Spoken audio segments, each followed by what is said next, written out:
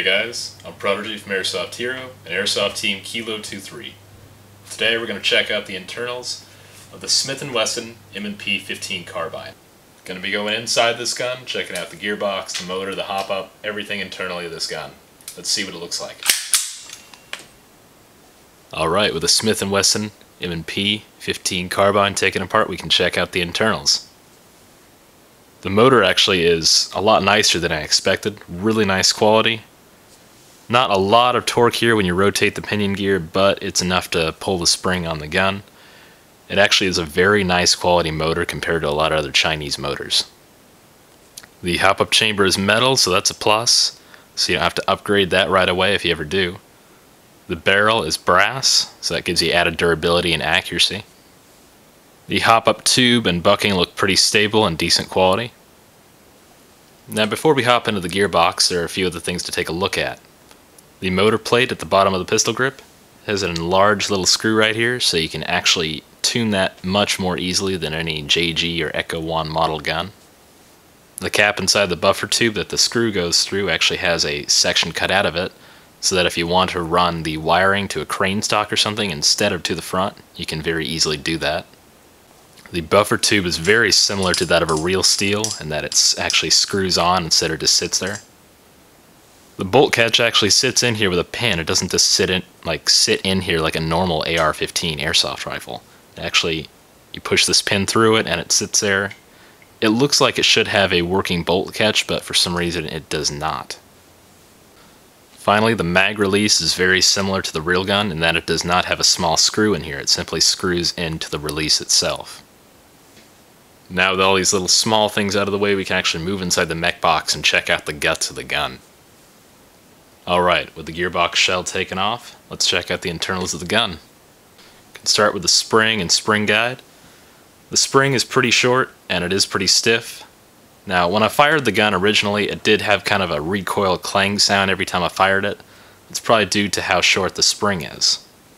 Now on the left is a Garter M120 spring. You notice it's a little over an inch shorter than that one, so that's probably the reason for it having its recoil clang sound. The spring guide rod itself does have bearings with a metal base, so it's a big plus right there. Next up is the cylinder assembly. The tappet plate is so-so quality, you might want to upgrade that. The nozzle is just a regular plastic nozzle, doesn't have any internal O-ring.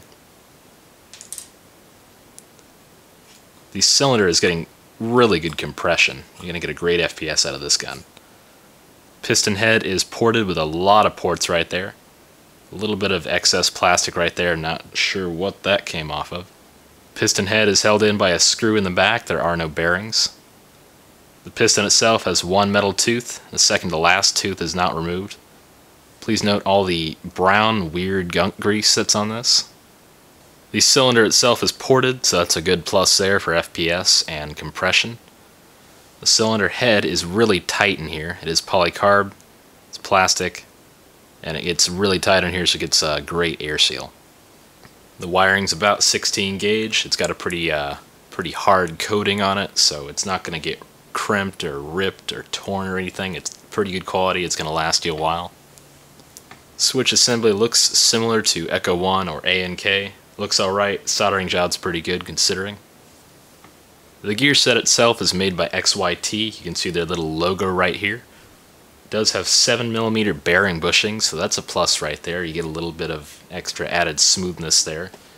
But the brown gunk Chinese grease does kind of take away from the smoothness of the gun. So if you end up getting this, you might want to actually shim it yourself, put some good grease in there, and get it working a lot more smoothly than it is stock. Now stock, it is shimmed okay. It does sound pretty good when you're shooting it compared to a lot of other Chinese-made guns. Now the gearbox shell of the gun itself looks very similar to a JG gearbox shell.